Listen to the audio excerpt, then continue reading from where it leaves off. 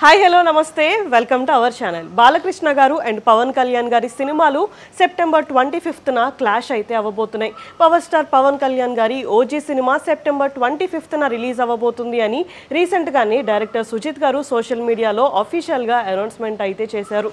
And రీసెంట్గా బాలకృష్ణ గారి birthday సందర్భంగా ఆయన నెక్స్ట్ మూవీ అఖండ 2 టీజర్ అయితే రిలీజ్ అయింది. ఈ టీజర్ ఎండింగ్లో ఈ సినిమా సెప్టెంబర్ 25న రిలీజ్ అవుతుంది అని అనౌన్స్ అయితే చేశారు. దీంతో ఈ రెండు సినిమాల మధ్య పెద్ద యుద్ధం జరగబోతుంది అని అందరూ కూడా మాట్లాడుకుంటున్నారు. కానీ వీళ్ళిద్దరి కాంబినేషన్లో ఒక బ్యాడ్ సెంటిమెంట్ కూడా ఉంది. ఎందుకు అంటే వీళ్ళిద్దరి సినిమాలు ఒకే రోజు రిలీజ్ అవ్వడం అనేది ఇదేమీ ఫస్ట్ టైం అయితే కాదు. 2006లో బాలకృష్ణ గారి వీరభద్రం సినిమా అండ్ పవన్ కళ్యాణ్ గారి బంగారం సినిమా ఒకే రోజు అయితే రిలీజ్ అయ్యాయి. కానీ ఈ రెండు సినిమాలు ఫ్లాప్ అయితే అయ్యాయి. ఆ తర్వాత చాలా ఇయర్స్ తర్వాత పవన్ కళ్యాణ్ గారి అజ్ఞాతవాసి సినిమా అండ్ బాలకృష్ణ గారి జైసింహ సినిమా రెండు సినిమాలు కూడా ఒకే రోజున రిలీజ్ అయ్యాయి. ఈ రెండు సినిమాల మీద అందరూ కూడా హై ఎక్స్పెక్టేషన్స్ పెట్టుకున్నారు. కానీ అనుకోకుండా ఈ రెండు సినిమాలు కూడా ఫ్లాప్ అయితే అయ్యాయి.